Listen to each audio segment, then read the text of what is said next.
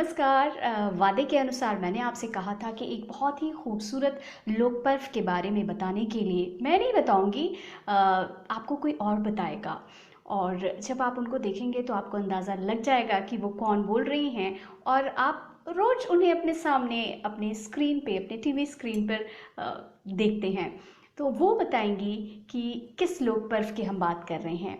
आप लोगन का स्वागत छू। और दूसरी चीज़ बोलूँगी जो कि लोक पर्व घ्यू त्योहार के आप सब लोगन के शुभकामना और बधाई छो। अब ये किस भाषा में है ये थोड़ा सा मैं बता देती हूँ। ये कुमाऊनी है और मैं यहाँ पे घी का त्यौहार इसके बारे में बात कर रही हूँ। और क्या है इस त्यौहार की खासियत? देखिए, हमारे यहाँ पे हमारे देश में, जैसे मैंने आपको बताया था अपने पिछले एपिसोड में, कि ये वृहद परंपरा है और विभिन्नता में एकता का हमारा प्रतीक हमेशा से ये देश रहा है। यहाँ अलग अलग क्षेत्र में अलग अलग बोली बोली जाती है, अलग अलग तरह के लोग रहते हैं और लोक पर्वों की एक अलग सी मिठास होती है। तो यहाँ हम देवभूमि उत्तराखंड की बात कर रहे हैं। अब आपके सामने जो आएंगी वो खुद बताएंगी कि इस त्योहार की क्या इम्पोर्टेंस होती है। नमस्कार, मैं हूँ प्रीति बिष्ट। तो उत्तराखंड में आज घी संक्रांति, कई लोग इसे घी त्योहार भी कहते हैं, कई लोग इसे ओगी भी कहते हैं, तो ये लोक पर्व मनाया जा रहा है। और हर त्योहार की तरह इस त्योहार में भी सुबह सुबह नहाना धोना, देवताओं की पूजा करना, ये सब कुछ होता है। और उसके बाद पूरी बड़े, जो कि बहुत ही आवश्यक है पहाड़ों में उत्तराखंड में, तो वो बनते हैं। तो जैसा नाम ही है इसका, घी संक्रांति या घी त्योहार, तो इसमें घी का विशेष महत्व होता है।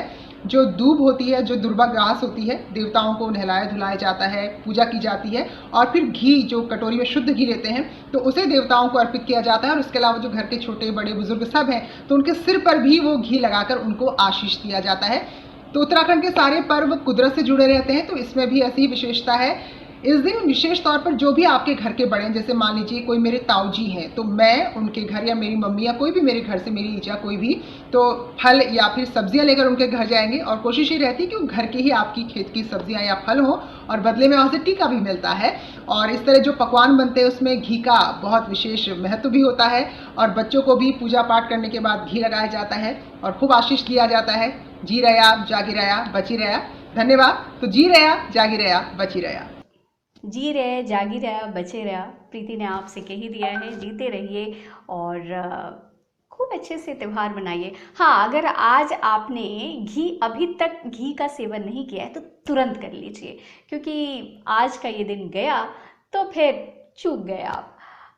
कुछ इस तरह की लोक पर्व के बारे में मैं आपसे फिर बात करती रहूँगी। अगर आपके क्षेत्र में आप भारत के किसी कोने से भी हैं, कुछ ऐसे त्यौहार लोक पर्व होते हैं जिनको हम लोग बिसरते जा रहे हैं, तो आपसे मेरी दरख्वास्त है कि वो हम सबसे शेयर करिए इस प्लेटफॉर्म के ज़रिए।